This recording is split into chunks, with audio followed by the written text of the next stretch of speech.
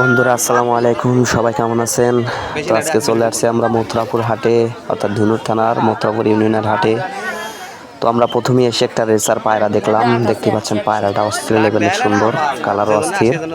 তো আর মাথায় একটা সমস্যা ছিল, যার কারণে মাথায় চুল নাই। তো সেই ক্ষেত্রে দেখতে পাচ্ছেন পায়রাটা খুবই বড় এবং খুবই ইজিলি সুস্থ। তো পায়রাটা দেখে আমাদের খুবই পছন্দ হয়েছে। দেখেন পায়রাটা কত সুন্দর। তো ফামিজ ভাইকে বললাম যে ভাই পায়রাটা কত নেবেন। তো অলরেডি 700 টাকা দাম চাইছে। তা এত সুন্দর ডাকে, তো ডাকটাও আপনাদের দেখানোর চেষ্টা করবো, শেষে দেখতে পারবেন খুব ভাঙচুর ডাকে।